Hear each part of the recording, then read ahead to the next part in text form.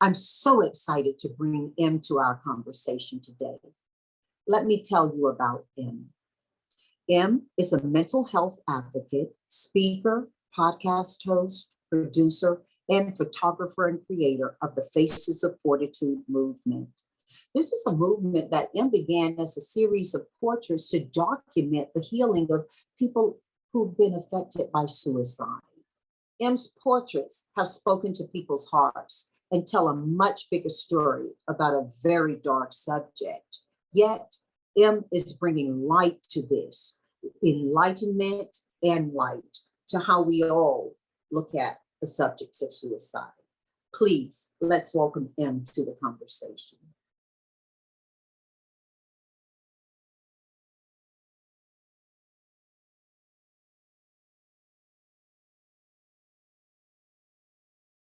And here's M. Oh, M, listen, it's just been such an awesome time waiting for this conversation. And I have to tell you that you and I can be present via this conversation with smiles on our faces. Well, that's an achievement in and of itself. The subject matter is big and it's deep that we're going to talk about today.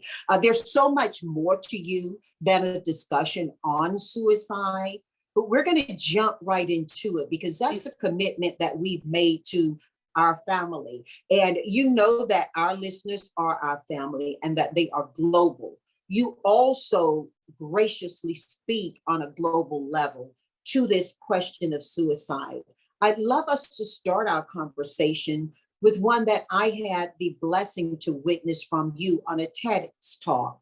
And it was one where you referred in 2007 to an Atlanta stopover and your younger brother, Jimmy. Mm-hmm. I think it launches us into not just what we're talking about and how we're speaking of it, but why you come to it so personally and so committedly. Yeah, I have two siblings. And my brother is the youngest, 7 years. And I was flying through Atlanta.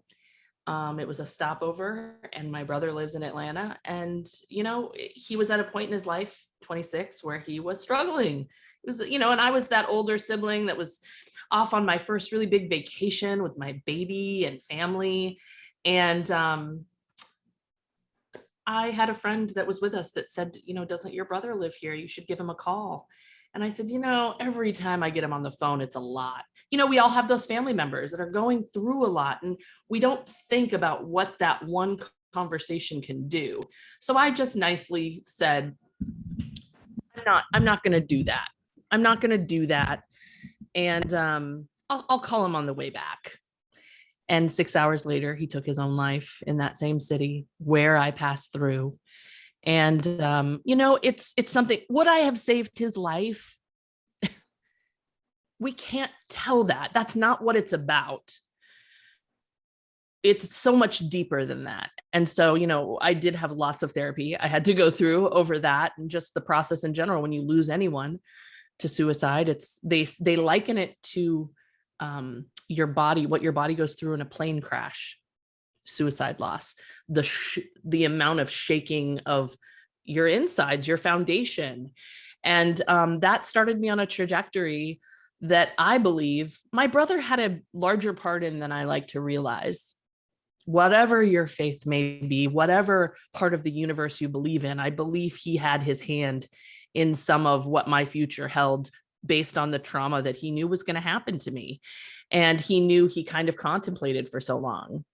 But if he knew that if anybody could find the post-traumatic growth in it versus post-traumatic stress, that growth that I didn't even know existed, my brother knew that I was going to be able to pick that up and run with it. Wow. And suicide is such a dark subject and it's so often sprung from dark experiences. How do we see it coming? I mean, whether it's in our families or our friends or even ourselves, can we see it coming? You know, I just got asked this for a PBS thing. And I told the woman, I was like, don't you think if we could break it down into a list, we wouldn't have a problem? don't you think there'd be no suicide in the world if we knew what boxes to check? It's not about the boxes. It's about the awareness. It's about being able to look at ourselves. I think so many people are like, well, I'm doing fine. I don't need anything. But what I didn't realize was it's not that I wasn't there for my brother. It's that I wasn't there for myself. And I wasn't there. I attempted very severely at 17 years old. I went to the hospital. My parents lied about where I was because they didn't want to tell the family. There was so much shame. If you're over the age of 40, you're part of a different generation that just didn't talk about those things. So, in my family, I was the oldest of an Italian family. I was the Sofia Coppola of my family.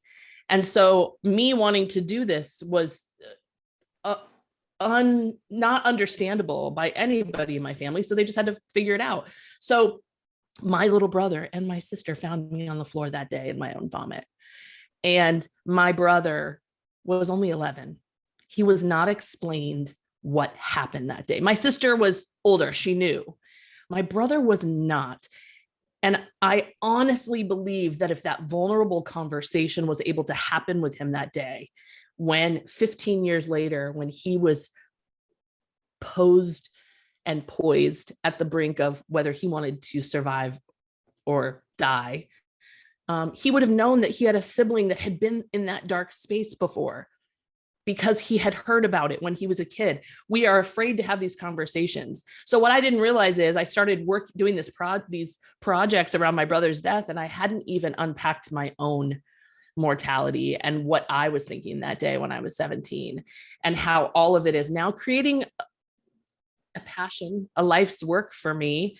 And how can you really fully examine and get the most out of a life's work if you haven't unpacked your own stuff? So that's, I'm unpacking publicly, I guess, is what I like to tell people.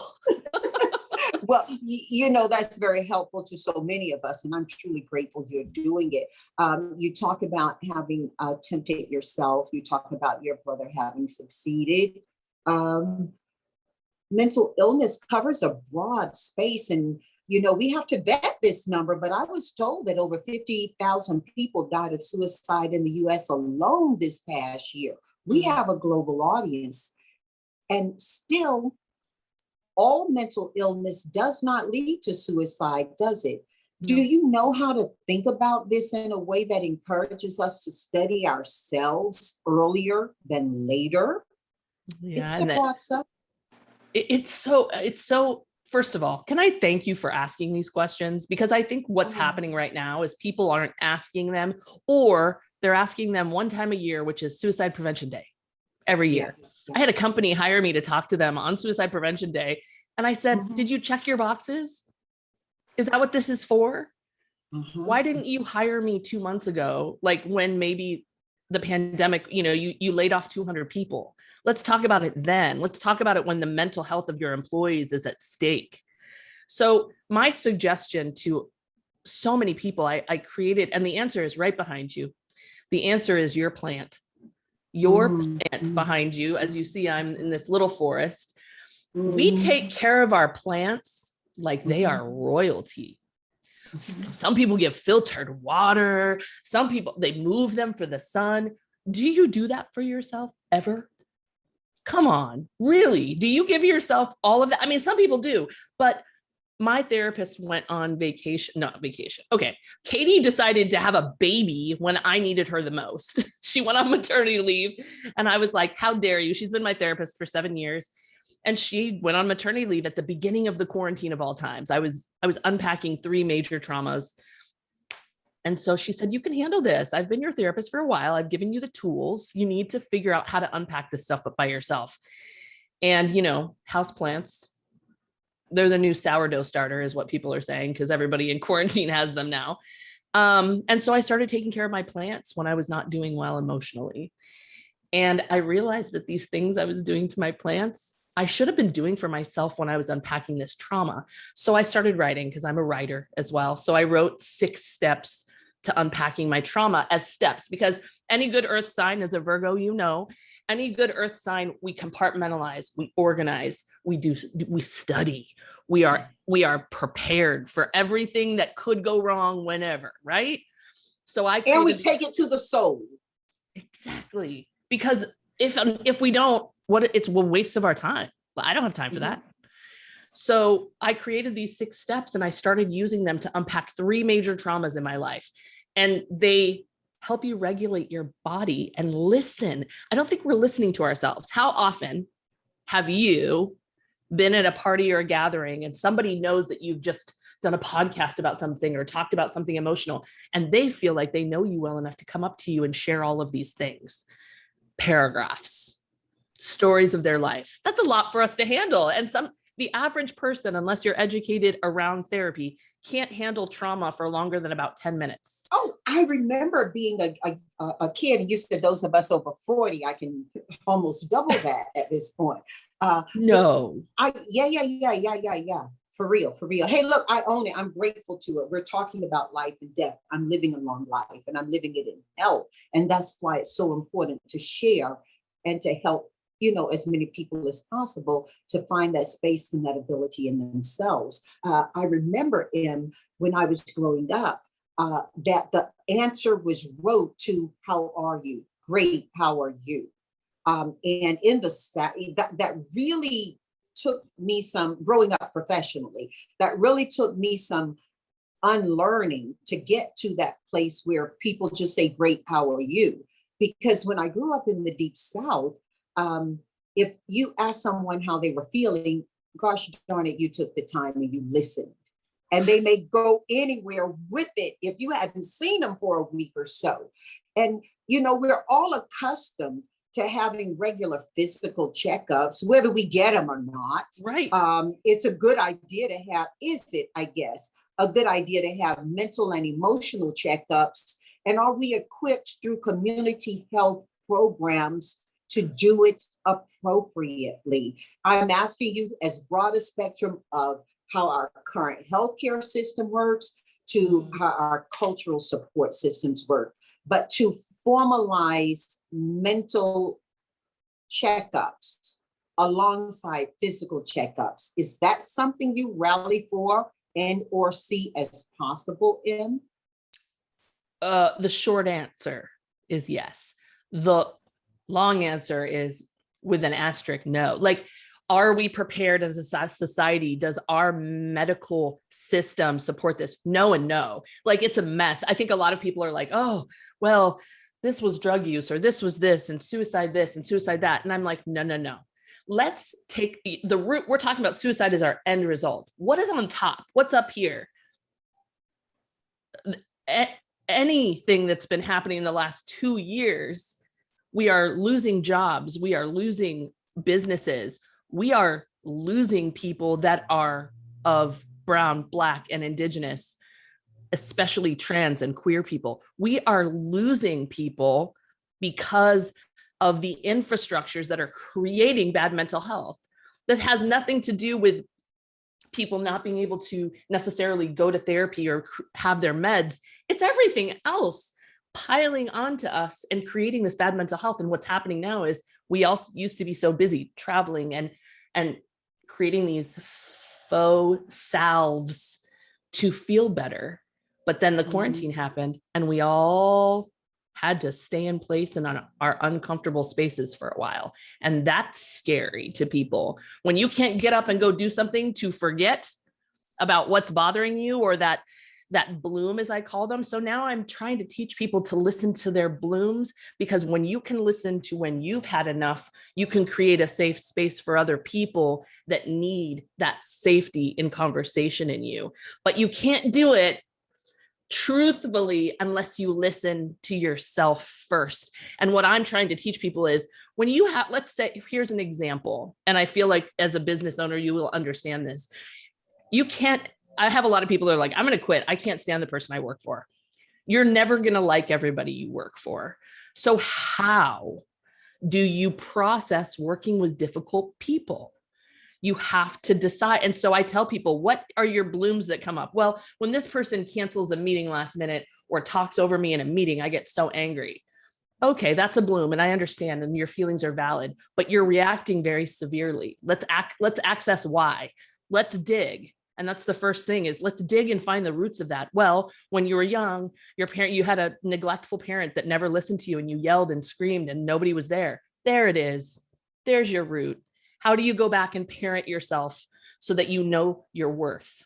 You know what you're worth of being treated. So I'm trying to get people to see that it's not what you can do for your community. It's not the boxes you can check. It's actually here that we create safety, first for ourselves and then for the people around us or the people that work for us or what have you. Does that make sense? That was a really roundabout answer. It does make sense. And we're talking about a very broad subject. So, we're going to go round and about. Here's the thing. Suicide is arrived at from so many factors. I mean, it can be sought to serve ends as well, like grief, shame, anger, or payback. It's complex. Is it a response to fear of losing or the loss of control? I mean, we love to package things. We love to solve things. One of the things I think you encourage is don't try to solve a person. Listen and care for a person and be there with them. Is there a way to determine how you, though, help a person? Because if it's derived from so many ends, and it also can be used to seek ends for different things and places, how do we get into that of it? It's very personal, isn't it? It's not we want a community system for it, but we still need personal and professional support to it, don't we? We do. And you're right. It's very sensitive, and because listen, you could do every single thing right. You could have a great relationship with your kids. You could check every box. You could do everything perfect. And you know what? The next day, your child could still take their own life. It could still happen. We are not guaranteed any of this. I think the most important thing is that we have to understand that we can't fix it. There is no quick fix, but we can make sure that people know we're there. They know they have resources in us. Once they are there and ask, we will help them with them. I'm a fixer. I was raised being a fixer. So it's like, you tell me your problem and I got it. But then I had a daughter that's a Virgo who is now 25. And she looked at me one day, because I am such a Capricorn fixer. When she brings me a problem, I'm like, oh, it is, you let me know. I got it for you. She looked at me one day and she said, Mom, can you just listen this time? I don't think I need it fixed. And I was like, oh, we need to ask people, do you want me to hold a space for you? Do you want to hear my heart to hear yours? Or do you want me to put my efforts to work and help you get out of this? Because I can do that too. Oh my goodness, my Virgo daughter, very often and from a very young age, clued into the idea that mom's the fixer, right? And she would start conversations quite frequently with, Mom, you're just going to listen this time, okay? Yes. And I think honoring that is very important to people. I want to shift though, because for years, the discussion around assisted death and death with dignity acts have been debated. And with our discussion we're having right now, we're talking about assisting a person's right to a decision, or are we talking about helping them to a healthy place from which they can make that decision? I mean, where do we draw the line? And is that part of the heaviness of people having this conversation? Am I too deep here? No, not. I am so much to my family's discomfort. I am pretty open about everything. So I don't think you're too deep. This is what I think about that. I think that there's a great movie called Youth in Oregon around this topic. And repeat the name of the movie. Youth in Oregon. And it's spelled youth, but it's supposed to be a play on words for euthanasia.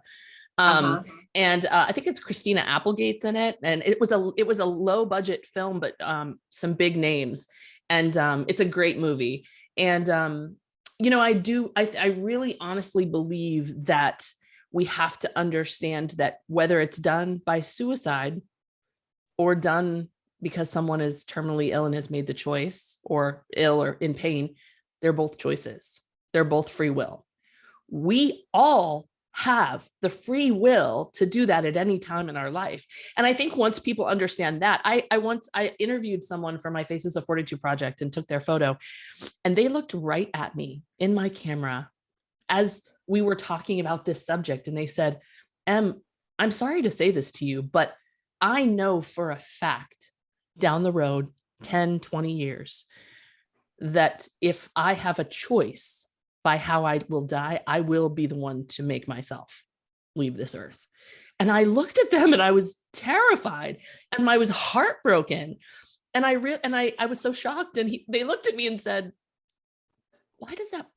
I mean, you're talking about this. It's my free will. It's all of our free will. I think what the question here is do we value our life?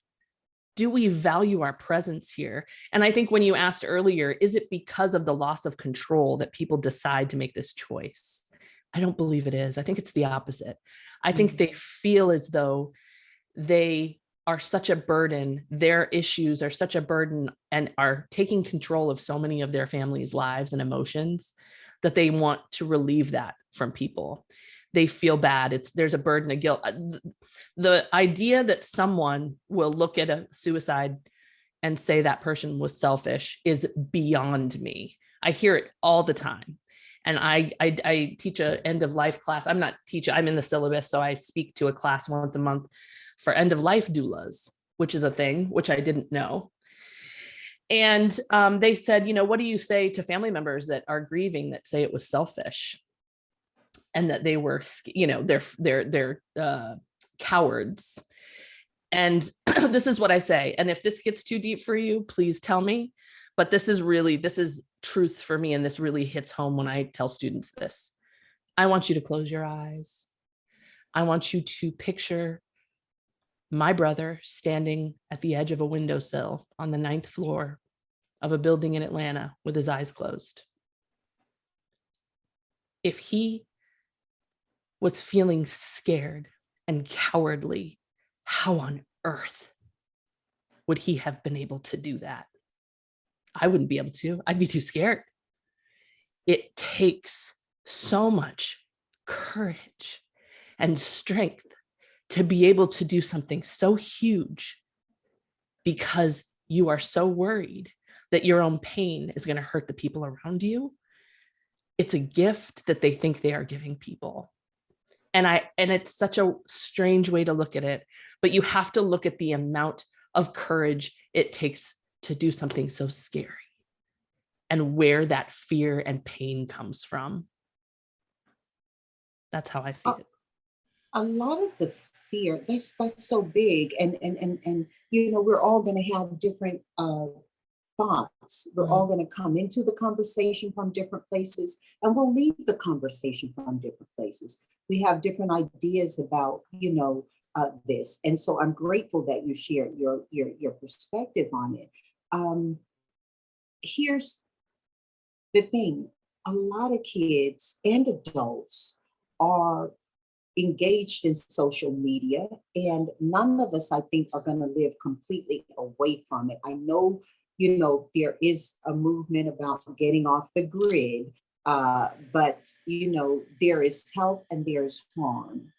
How can you speak to us about the help and the harm of social media?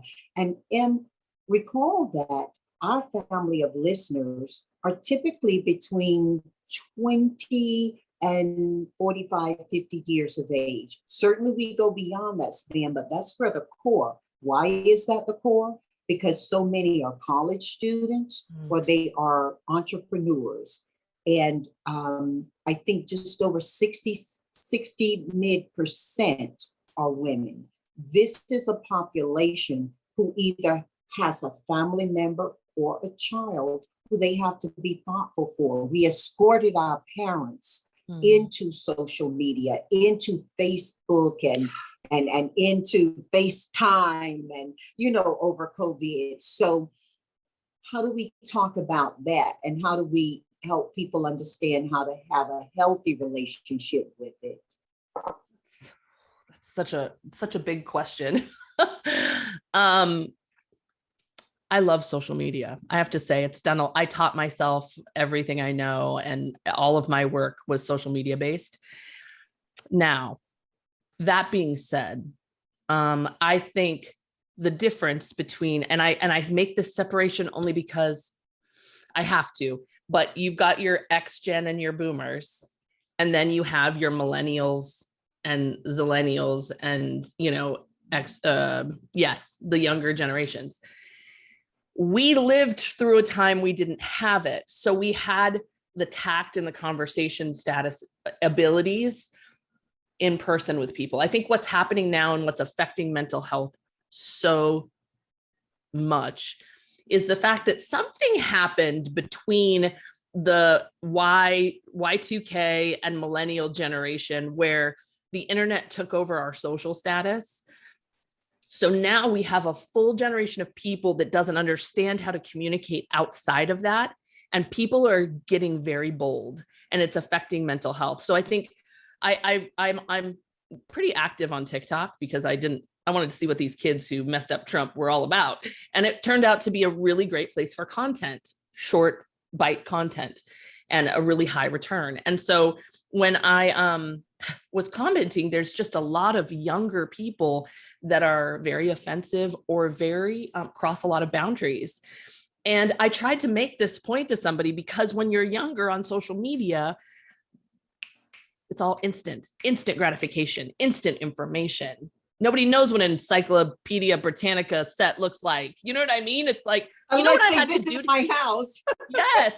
But it's like, that's how I got information. People, in states where weed is legal, now you can go buy it from a white guy with a tablet.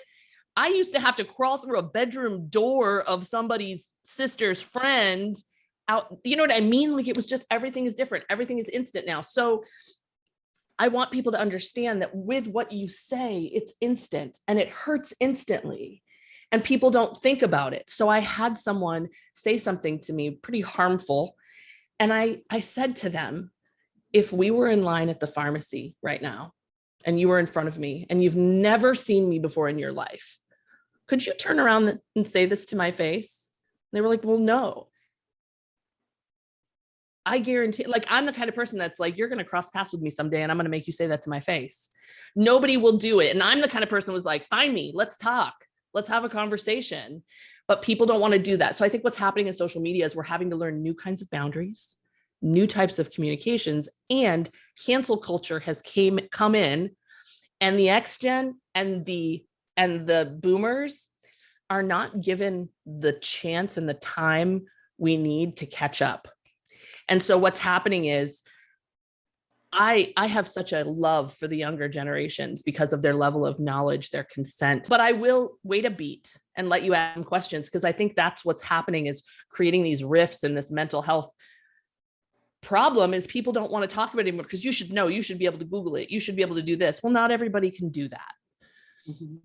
So I think the mental health, I think social media is great, but I think that there's a lot that's harmful as well. Is the age of suicide getting younger, or yes. Is our information more revealing? Oh, a little of both, but I think at the beginning, after the first year of the quarantine, the National Suicide Hotline reported that their calls to the hotline were up 300%. 300% the first year. People were traumatized. They were scared. They didn't know what to do. Nobody's lived through a pandemic unless you were 108. That was the last time, you know what I mean? Like, nobody's lived through this. So, I think that I know people that are on that off the grid train. I can't do it for my work, for socially. Like, I actually prefer to communicate with people socially now on the internet because I don't have to go anywhere. I don't have to get COVID. It's great. I can have my small group of friends, but I do think that it's something that we need to look at with our children and with our teens. You have to understand that if you're raising someone and you're too busy to explain to them how they can be harmful and their footprint and their damage on the internet, if you can't do that with your children, you're going to have to possibly deal with the repercussions after the fact, We talk about the harm and the healing of social media and various platforms. And you had a journey to do that self-portrait and to begin that process of portraiture. How hard was it for you to make that decision? And how healing has it truly been? We all know it evolved and it helped a lot, but what journey did you take until you realized it was helping? Because, some hurt was under there too. Oh, for sure. I think I wasn't a photographer before. I was a producer. I was working for an online education company. I was educated in business. Do you know that was what I was so waiting to ask you? Were you a photographer before your portraits, or were you just a seer of people and persons? I was a seer of people, but I was a producer of photography and music videos. And so I had an eye. I knew what it entailed. I didn't have the technology and I didn't have the skill. But as somebody who's worked behind, in talent, a producer is just a really fancy word for bitch work. Like, it's just really like, you're the person that's going to get it done so that I have everything I need. So I was that person, but I was never the main creator. And I was inspired by somebody else's project, and I got a 10-year-old camera out of my closet and took a picture. And I had created this space for myself to really talk out loud about what had happened to me by myself in a studio. It was daunting. I cried and I snapped pictures with my remote as I did it. And I remember thinking, I'm going to get a few of my brother's friends that want me to take their picture, and that'll be it. And it just exploded. It exploded. And I started getting, and what I realized was, oh, well, this picture of me was good, but if I'm going to take pictures of other people, and this is again, earth sign. I was like, I need to do them justice. So I went where everybody else goes to learn things, YouTube. And I was also working for an education company that made photography classes. So I was like, I might as well take, and I got them for free.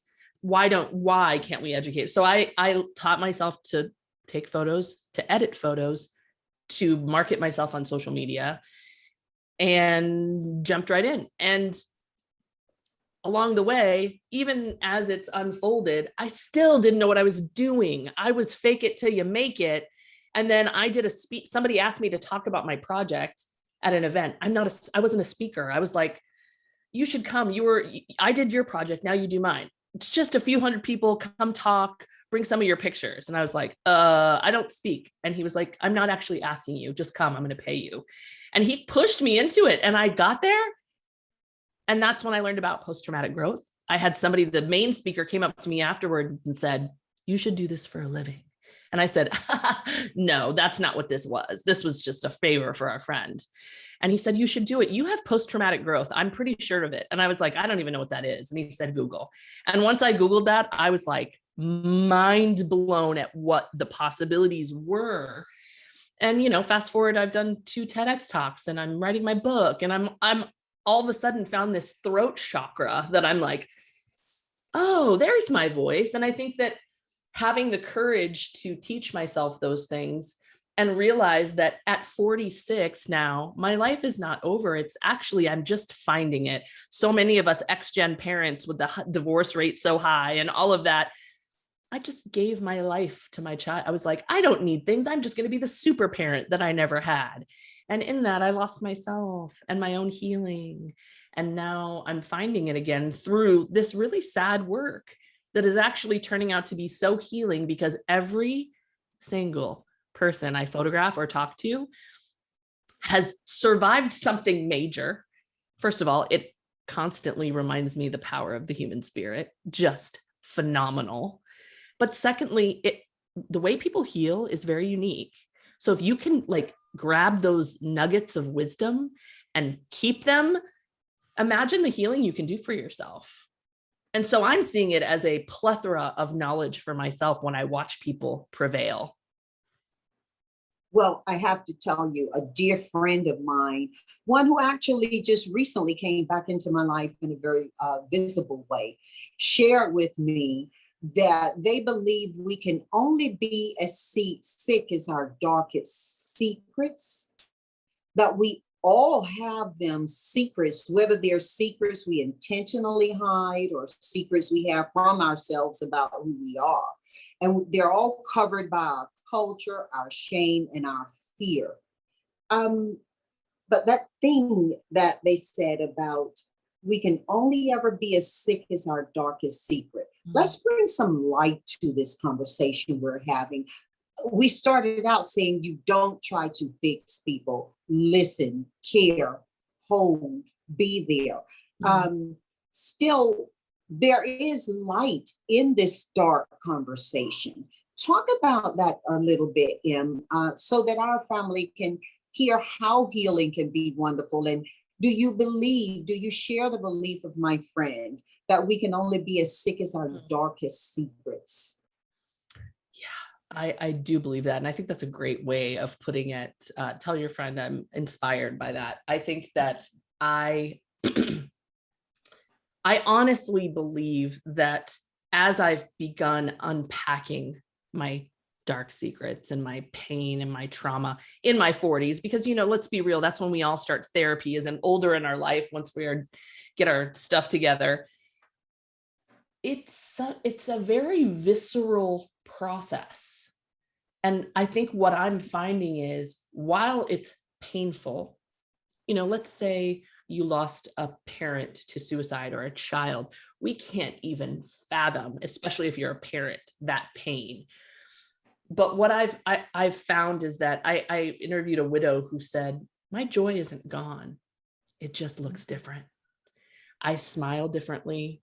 But what I like to tell people is our bodies hold trauma and pain physically, especially in our core. If you can speak it outside of your mouth, outside of your head, it sounds different. Oh, pain. Wow. Say that again, Em. Say that again. If you can speak it outside of your words.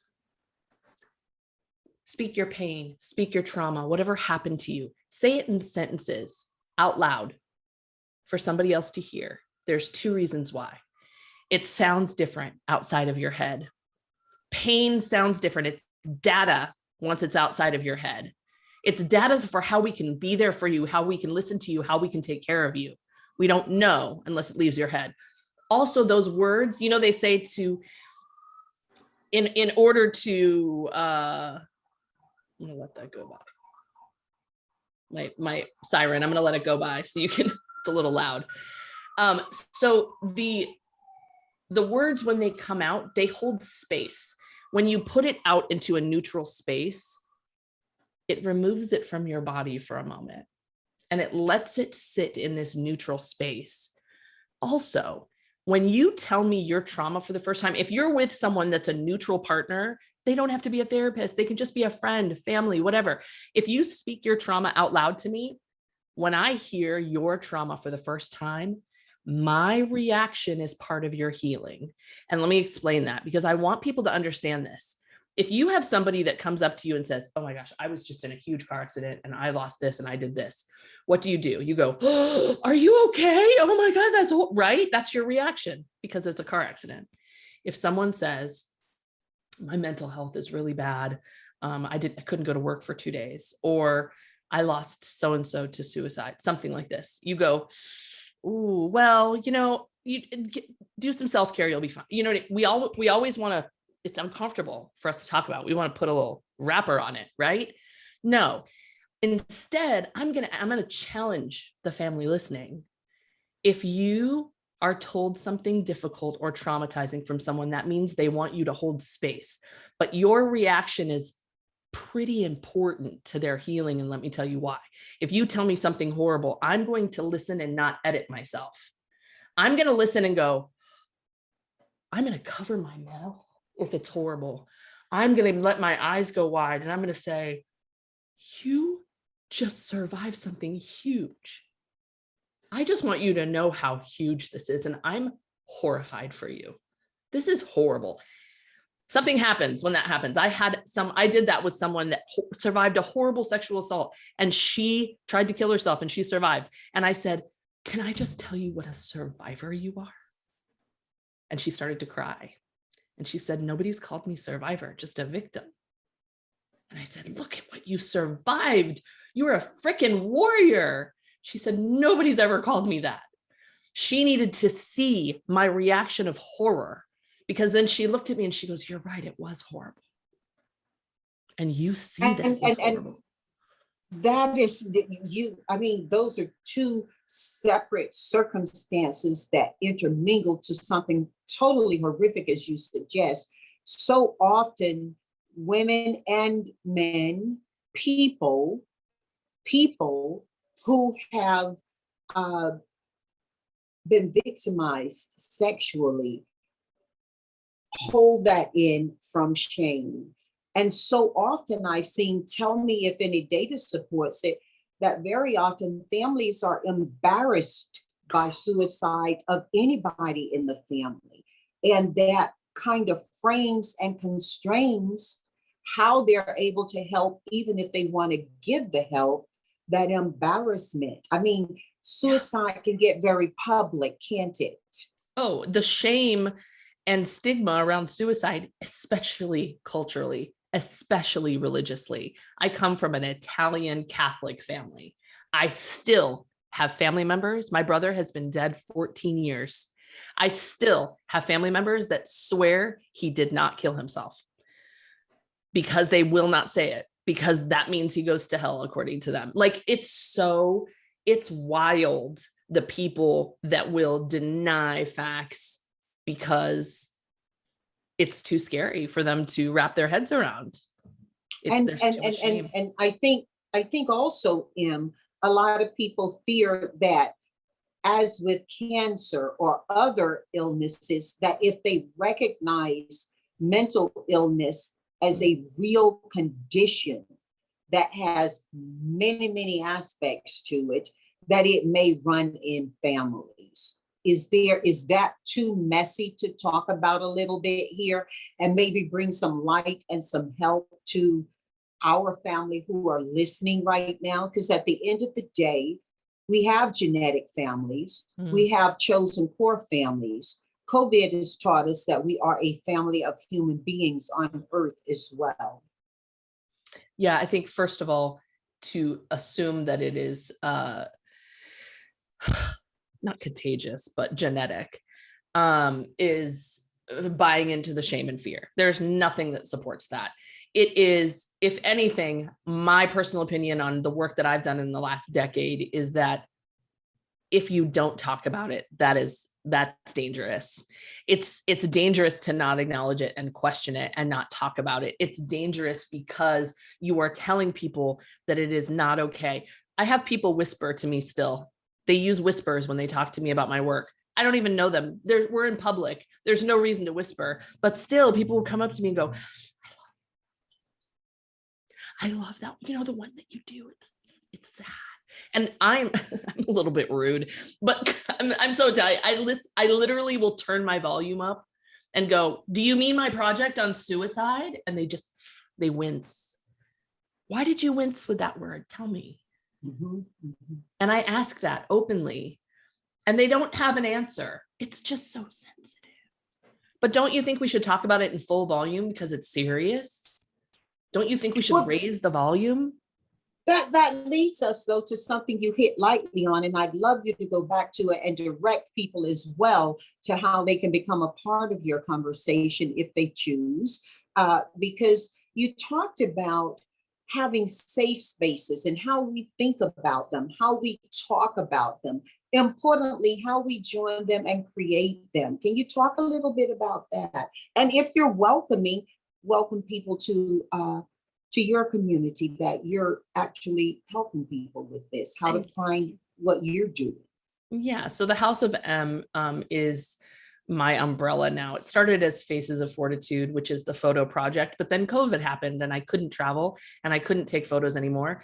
And I was still trying to figure out, and I still am, how to make Faces of Fortitude and everything under the umbrella sustainable. You know, I think it started as some side projects, and but when you're dealing with mental health and things like that, profiting off any of that is gross. And so I definitely am trying to find my space. But I think that the House of M is more about creating safe spaces within ourselves so that we are able to create these safe spaces no matter where we go and where we are. So it's not necessarily a location. The House of M and the safe spaces within are a mental space.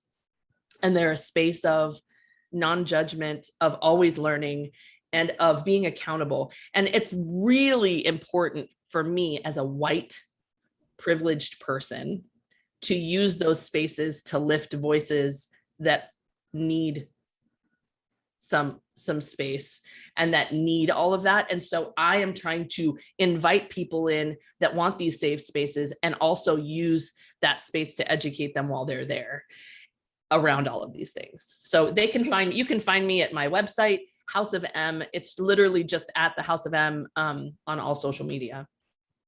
Great. And listen, you also advocate for, I believe, sunshine and music as part of the healing process. Yes. That can be so obvious to people, yet sometimes the obvious is overlooked. Please talk about, with respect to our mental wellness, how important sunlight and music are. Yeah, it's funny. I was accused once by my brother when he was alive of he didn't know what main character syndrome was back in the day. Now we do. But he said, I saw you today. And I was like, I didn't even see you. Where were you? And he said, you were walking down Broadway. It was a fall. Your hair was blowing in the wind. You had a scarf on. You were listening to your music and you were vibing in the sun. For me, when I see a sun ray and I know I have music I want to listen to, I put my headphones in and I make myself the main character of my movie when I'm outside. There is a level of serotonin mental wellness that is shot into your system when you do that. I don't care. I'm not part of anybody else. Hey, a lot of people only allow themselves that in a daydream. You're saying you get out and you have a day. Live it. I'm telling you, it's something from having so many Virgos in my life. I know a good fit. And so I'm like, okay, let's accessorize. Let's get dressed nice for ourselves, not for anybody else. Let's go stand in a sun ray, get myself a cup of coffee and go for a walk in a cute pair of shoes and get some sunlight on my face. That does two things. You're breathing different air. You're letting some vitamin D into your skin and your face, but you're also thinking about only yourself in that moment. You're listening to your favorite song. Mine is the Beyonce song, the Love on Top, because I believe in the moment yes. we're in, because yes. those songs move with they do. Tell they people, do. Play the music that takes you where you want to go. Exactly. But I start with that song because I think it's about self-love. Go back and listen to it. I think Love on Top is about self-love. But you've got to make yourself the main character of your movie sometimes in order to remind yourself that safe spaces for your friends and family who might be struggling, being a good parent, being a good partner, friend, you can't fully do those unless you are fully doing it for yourself. Who's your best friend? Do you have a best friend? Who's your best friend? Oh, you're asking me directly? Yes. You know I'm not answering that on this podcast right now, with all my best friends listening. Okay. Okay, you know that, right? This is why I say this. Your best friend, the person that has known you the longest in your whole life, is actually you. And people don't treat them like their own best friend. There's a poem. I went to Oprah's Oprah had this tour that she did like a decade ago, where it was like live your best life or something. And my friend had an extra ticket and I went, and Oprah read this poem that had me sobbing. And it was about greeting yourself again and finding that friend who's known you since the beginning. Oh, you know, my family's going to be asking me, where can we find this poem? Where can we find this poem? Will you let me just read it to you?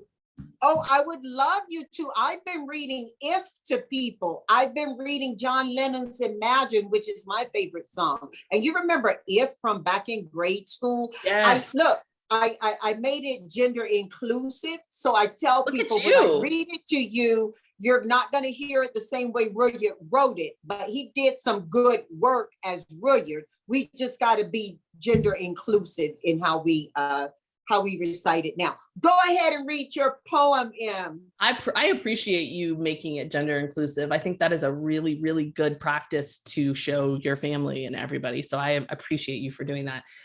This is called Love After Love with Derek Walcott. And it was, Oprah was like 60 yards from me reading this. And I think she was reading it to me, but whatever, we can argue that later. So I'm here with you. I'm going to close my eyes as you read it. So if for any chance I'm still on camera as you read it, my eyes will be closed, taking it in and just receiving it as love from you. Go for it, Em. Okay. Love after love. The time will come when, with elation, you will greet yourself arriving at your own door, in your own mirror, and each will smile at the other's welcome and say, sit here, eat. You will love again the stranger who was yourself. Give wine, give bread, give back your heart to itself, to the stranger who has loved you all your life, whom you ignored for another, who knows you by heart. Take down the love letters from the bookshelf, the photographs, the desperate notes. Peel your own image from the mirror. Sit and feast on your life. That's it. Right? Wow. Feast on your life. My sister, Sandy, who's in heaven right now, told me years ago, I never loved pictures of myself. And she told me years ago, oh, it's only because you don't love yourself and you don't know yourself well. Don't throw them out, because I would tear me out, or, she says, stop doing that. One day you can pull them back and you'll love them. And whether you love how you looked or not, you'll be able to love how you lived. And I was like, oh, wow. And this poem of greeting yourself, many of us for the first time likely, is huge. I mean, recently I've been sharing quite often how it was so late in my life and my career that I forgave myself for being Black, female, and smart at the same time. There have been occurrences, events, and experiences where I may have welcomed one or the other. Oh, if I'm really feeling bold, two of them. But that for so long, I never allowed all three to be present at the same time.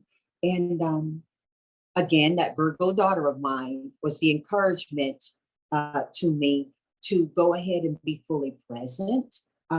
This poem is a lovely poem you just read.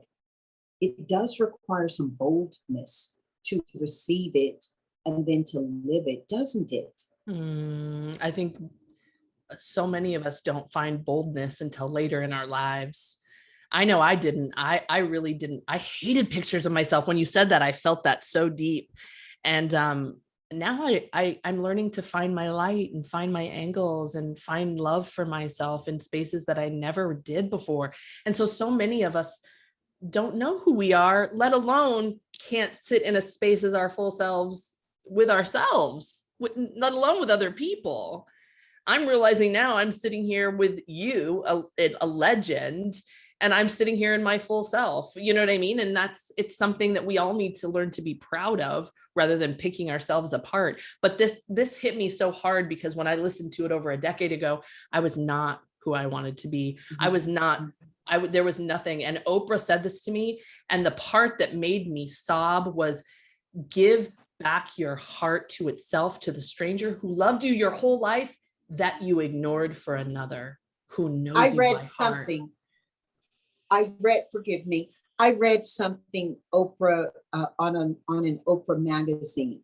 You remember we used to get magazines in the mail? You right. remember we used to get mail? Remember that? And you were talking earlier, going back in the day. Wow. I read something, and I may be quoting it, and I respect her too much to ill phrase her. But here's what I took from it, and I think I'm quoting, but it may be a quote. In she said, "Never dim your light that others may shine." Mm-hmm. And I thought, wow, and that was something I hooked back into to allow me to bring my full self present. You know. Mm-hmm. But yeah, for a lot of years, my fear of racism, whether it was present or not, and very often, most often it was, but whether it was present or not, my fear of racism disallowed me to be fully present in a conversation and to sit here and to just be blessed by your conversation that urges and that also supports us to have the conversation, or even just listen. We don't have to know the answer, but just to listen to people. It's just such a beautiful thing that you're doing, Em. I'm an M fan on that point. So thank you. I got to ask you though, before we go to 4 for 4, because we're going to play a game 4 for 4. You know, the girls got to have the games. I love games. It's fine. But I do got to ask you, what's wrong with baseball? Mariners. You're looking at a Dodger fan over here, one who had a few tears and then had to shake it off. When I tell you that after that TEDx talk came out, the baseball fans came for me. I'm coming for you. I took that idea from the movie Bull Durham. Do you remember that movie? I remember the name of the movie. I don't think I saw the movie. The woman withholds sex from him until he can produce a home run. And I thought about it because I was like, well, I'm just gonna withhold my tears instead for baseball. And so, I think for me, I really, really, really hate crying in public. It makes me feel like I don't have my stuff together. And so I compartmentalize emotions a lot. But something that I have realized since that TEDx, because, that's the TEDx that was not planned, the crying at the end, but it was authentic. And something I've realized is, in a world that is so manufactured, a world that is so fake in so many ways right now, I think vulnerability is the new superfood. I think showing people your mistakes, showing people your tears, showing people, instead of saying, I want to be here for you to talk about your trauma, I'm going to talk about my trauma so you can hear me process, and maybe you'll learn something from it. And if not, I made a new friend. Vulnerability is a new superfood. It is our new, whatever that, I never knew how to pronounce that berry, that acai, whatever. It's the new. Acai. Yeah. Well, listen, Em. You got me vulnerable because I'm showing up on this podcast for you without face makeup, just a little bit of chapstick. So, okay. But I'm going to look pretty when you see me face to face, which we will do. Okay. I would love that. Are you ready for 4 for 4? I'm so ready. Okay. So, Em, you get to invite 4 people to dinner from any time except tomorrow. They have to have expressed life on Earth. Who are you inviting to dinner and why? Frank Sinatra, just because he was my lullabies as a kid. So as an Italian, I can't not say Frank Sinatra. I've always been a really huge, not huge, but really, really big Etta James fan. So wow. I would love to, and I just think she was fascinating. All of her interviews, everything. I would just love to have a conversation with her. Hey, Em, you just mentioned Beyonce for a different song. How did you feel about Beyonce doing Etta James at Last? First of all, the fact that where she did it, where that day, that inauguration, I don't think I've cried that hard in a long time. When she sang that song, I was like, oh, you're trying to ruin me. Like, it was beautiful. I thought it was incredible. I think Beyonce is one of my. I believe it was intended as a love song and an expression for their dance. But a lot of people said, at last, just that phrase felt like a hope and a promise to them in their spirit from where they were. So exactly. Anyway, yeah. So Etta James, though. Okay. Yes. So Etta, also the next person was going to be Beyonce, because one of the most inspirational Virgos I've ever seen, like just the production value of everything she does. Mm-hmm. And then I would, the fourth person would be my Nonna Maria, which I never got to meet. Or Nonna Maria, I did get to meet. I was a child. She died when I was very young. I'd love to have her there, just because I take after her the most. So yeah. Okay, well, you got a good dinner guest list. Yeah. I guess I'll cook in the back and come out and visit a little bit. I'll be the cheeky server. No, you got to sit next to Beyonce. I got to have my two power Virgos together. Not too close. Woo. Hey Em, what 4 books have you read that you recommend to our family, and why? It's a great question. I love the book Sissy. It is, can I get it? Is that weird? Yeah, girl, okay, we are visiting. Let me get it. Hey, Em, this ain't this stuffy place. We talk and we chat from home.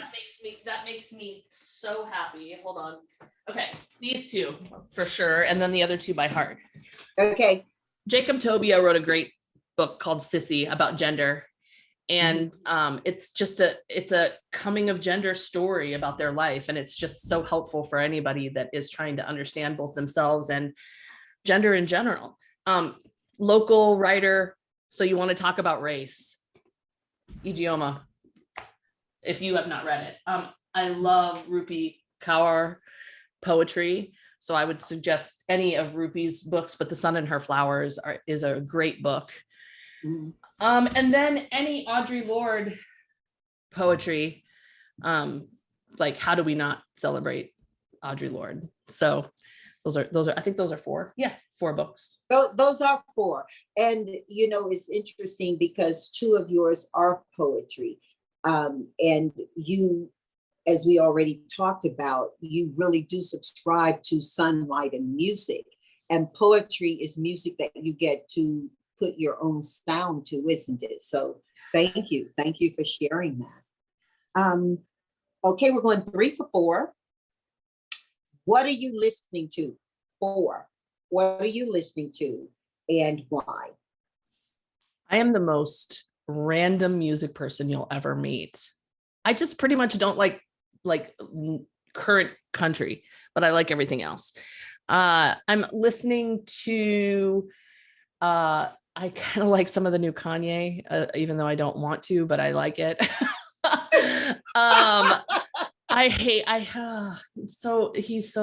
There's a lot. That's a whole other episode, but I do like the new songs. I always listen to Whitney Houston radio when I'm at home doing lives on TikTok, because Whitney Houston just it's Whitney Houston. That's all that we need to know. So I'm always listening to some era of Whitney Houston. Always listening to Tchaikovsky or Vivaldi when I'm writing, because I can't have. Oh, you make me feel so dumb and stupid. I've been painting at home and I listen to Chopin as I paint, and that's kind of. That's great though. That's amazing. Yeah, but Chopin was not the nervy, explosive, Well, but it's relaxing though. See, Tchaikovsky and Vivaldi get you like, I'm writing about this trauma. Yeah, it just gets me going. I listen to Chopin and I kind of like, Mm-hmm. What's your third listen? I really love Orville Peck. Orville Peck is like the gay cowboy.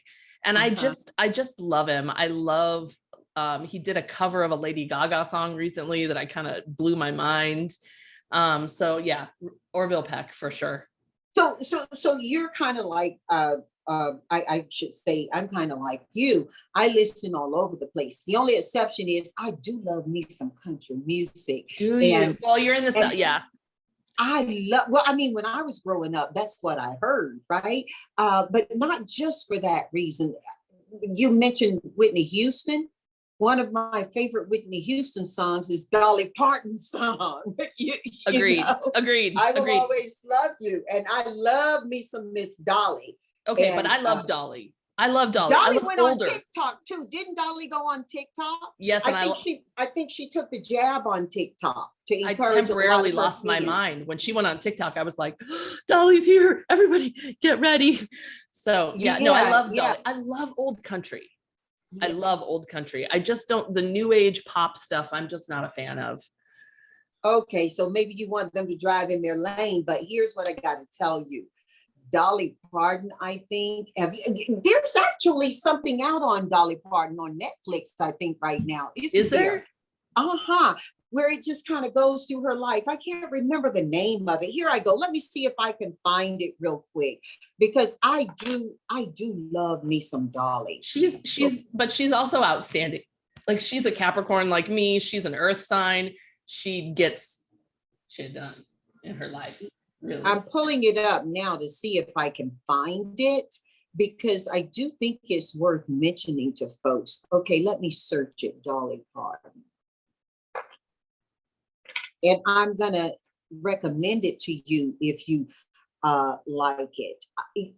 I'm not sure, it may be on Netflix.